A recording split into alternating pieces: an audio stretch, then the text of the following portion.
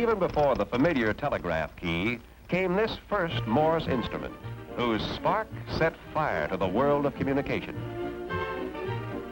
Sure, Western Union was boots and saddles, the golden spike in the railroad tie, singing wires, and the growing pains of a great nation.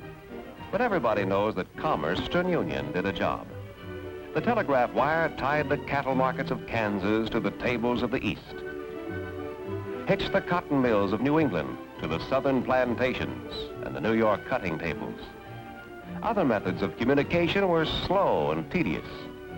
The telegraph was the only means of rapid communication. It was direct, it was fast. It kept pace with the nation's expanding frontiers.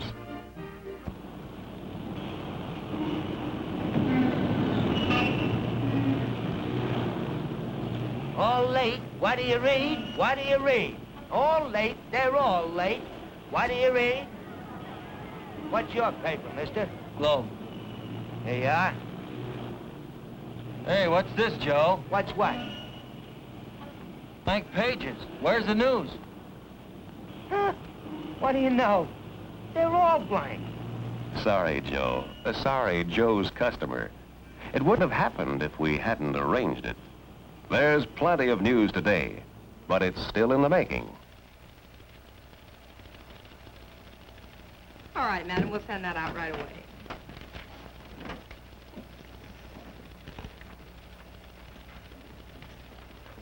I don't mean to be personal, sir, but congratulations. Oh, thanks. Did you mean to say whether these twins were boys or girls, sir? Oh, well, how could I have forgotten that? They're boys. And you want this sent as a regular telegram, of course. Oh, sure. This is news. Well, who else would like to get the good news? Oh, this goes to about 8 different people. I have a lot more writing to do here. That won't be necessary. You just put down your list of addresses, and we'll see that they all get the message. Oh, swell. Sure, Fred Brown, twins are news. Western Union is about to make it official. And while you think of all the people who should know about Alice and the twins, hundreds of other telegrams are being sent and received in other ways in the 10-block business area around you.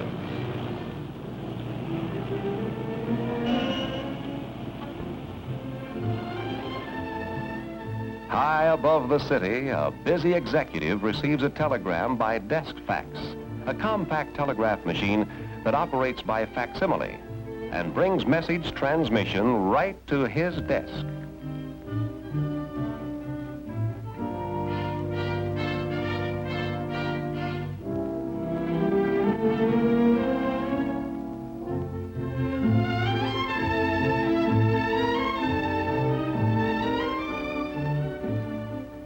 He places his reply on a cylinder, and with a push of a button, the reply goes direct to Western Union in his own handwriting. An ultra-modern telegraph method that is close to magic. 50 stories down, Western Union serves another man whose job demands fast and accurate communication.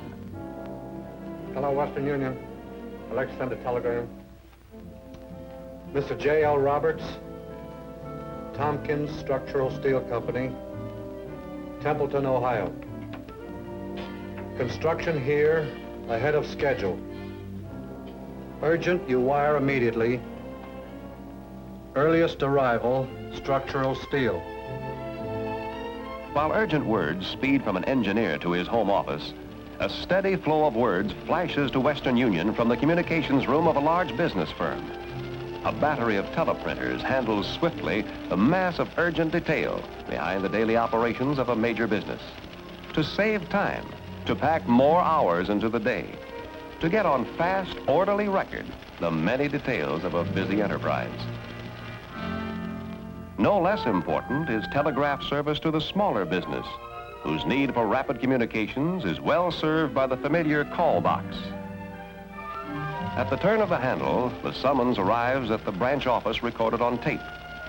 The experienced clerk knows at a glance where the call originated and dispatches a messenger to the customer who is telegraphing an order for a 20-ton crane. And all the while, people come and go in the telegraph hub of the neighborhood. Say, how does this sound? Caught surprise shore leave in big town. caught short of cash. 25 would help. Please telegraph care of Western Union. Thanks. Love to all. Bob. Great. All right, thank you very much, and we'll rush these out right away. Good. Oh, and good luck. Thanks. Okay, let's send it. It's a typical day at Western Union. Behind the counter, the mechanical nerves of the system change words to holes on tape, and the holes on tape to electrical impulses speeding over the wires. Here is the urgent order for the 20-ton crane.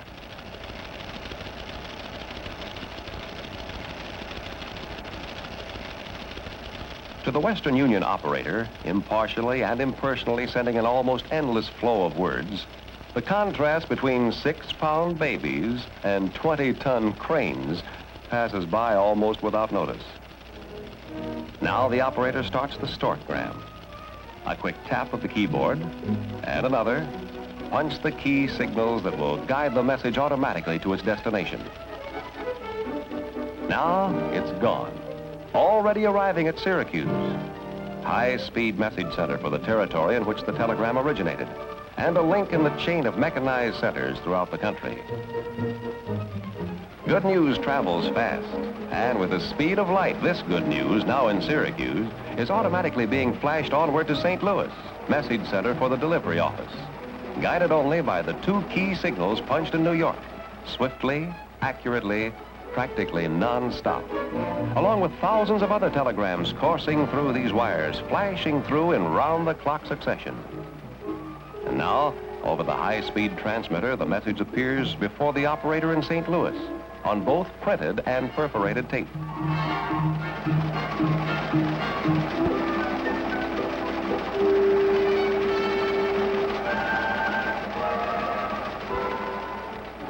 As it arrives, she notes the destination, and click, with the push of a button, the words are on their way to Cumberland, Missouri.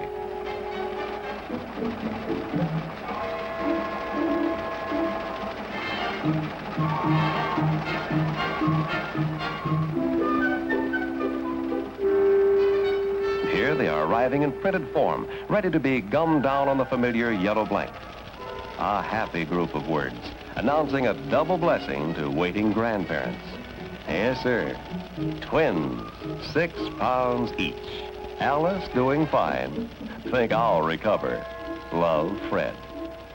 It seems to take longer to tell than it takes to do, this passage of a message by Western Union. And at the very same time we follow this message, the order for the 20-ton crane has reached its final destination. Preston, California, thousands of miles farther away. Reached it and already delivered, because distance means nothing when it's at the end of a telegraph circuit. The sailor's request for shore leave money from Dad, gone. Off at the same time as the telegrams about 6-pound twins and 20-ton cranes. Delivered in Bassett, Maryland, by one of Western Union's newest developments, Telecar, a modern message center on wheels, which receives telegrams by radio in facsimile while cruising in outlying areas. Virtually a telegraph center at the doorstep. And in less time than would be imagined, the sailor will have the money he wants through the speed magic of a telegraphic money order. This is the network of interconnecting high-speed message centers, linking together the vast Western Union system from coast to coast. And from the great major message centers spring a multitude of connecting circuits, directly linking thousands of towns and cities, large and small, throughout our country, with this vast, ultra-modern automatic telegraph system, the finest, fastest in the world. Yes, we call it Speedway for words.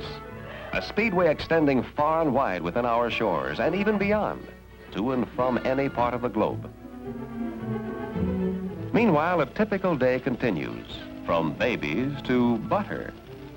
Back in Cumberland, the supermarket chain wants 500 cases of butter now, at the market price now.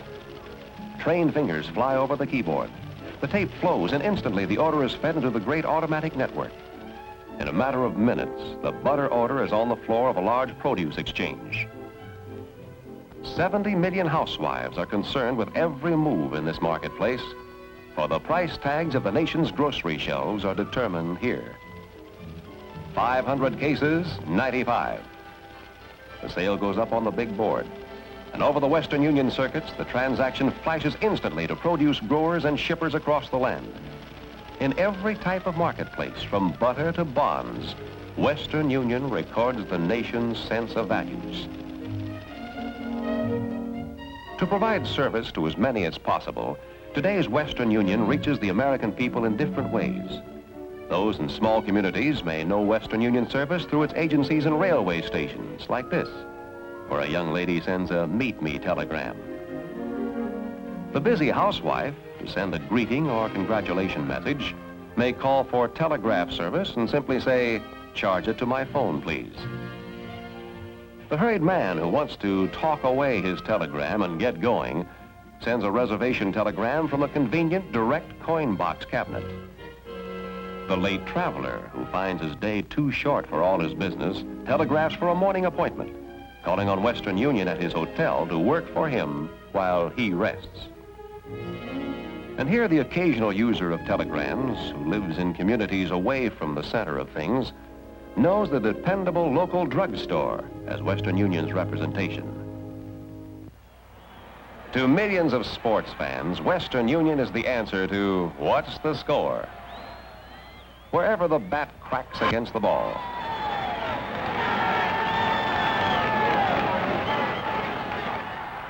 wherever gridiron greats collide, wherever big-time punches fly, Western Union is as much a part of the sports scene as the umpires and referees. Whatever the news, wherever it happens, Western Union speeds the story to its national press centers, serving the world's top newspapers with lightning-fast reports geared to press deadlines.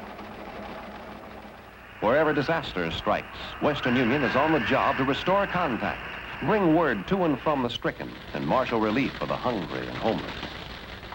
In scores of crises in the nation's history, the copper wires of Western Union have been worth their weight in gold. Of all the many places where Western Union serves the American people, it is perhaps here, where representatives speak and act for 150 million citizens, that Western Union serves the greatest number. In the Senate press room, correspondents compile the daily hard copy record of significant speeches, ballots, legislation, and committee action. Almost as soon as it happens, through on-the-spot facilities, Western Union delivers this record to front pages in the free world. But there are more than outgoing stories. Western Union in Washington is a funnel into which Americans pour their messages of support or protest to their leaders. The opinions of grassroots voters who rightly believe that the elected man is a public servant.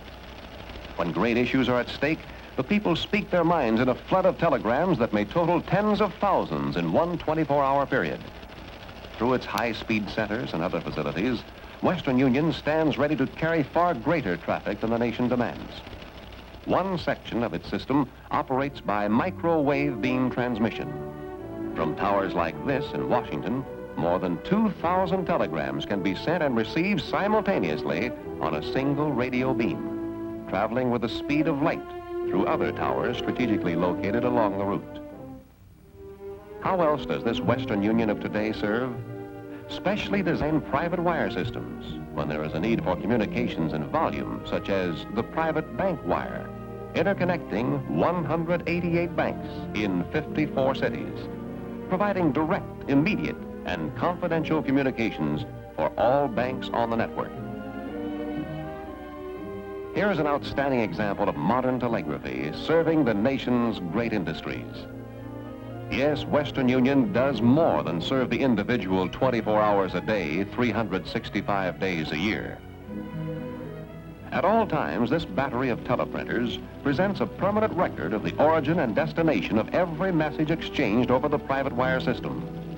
Contracts, confirmations, instructions, purchase orders, financial transactions. Not one detail has been left hanging in the air, filed in memory, or left to chance. It's all in black and white. In the Pentagon, brain center of America's military might, the permanent aspect of telegraphic communication conforms to the traditional demand of the military for realistic records. The Army and Air Force use private telegraph systems to coordinate their vast organizations operated by specially trained service personnel. Theirs are among the greatest communication centers ever designed and serviced by Western Union.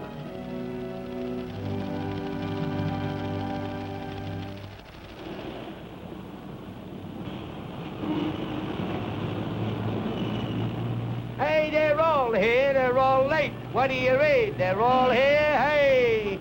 Hey, what do you read? Hi, Joe. Hi. Yeah, that's more like it, Joe. It's got news. Yeah. I can't figure out why that last edition was blank. A break, I guess. It's all there now, all right. The things that happen to people and the things that people made to happen. There's just one blank space in this edition of the paper, but that will be filled in the next edition, because the story is happening right now. A reporter is taking notes in the research center of Western Union, and what he is looking at will make the story that will fill the last empty space in the newspaper.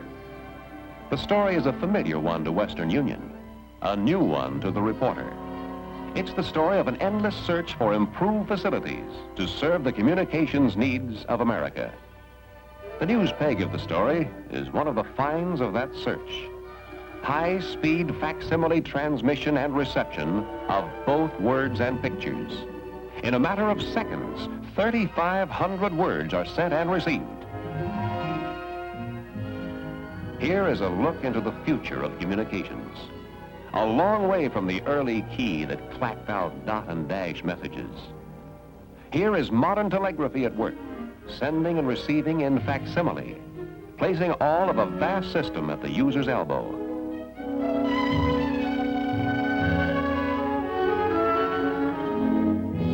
Here is telegraphy today, hurtling millions of words across thousands of miles automatically, guided and controlled by the magic brain of an almost infallible system.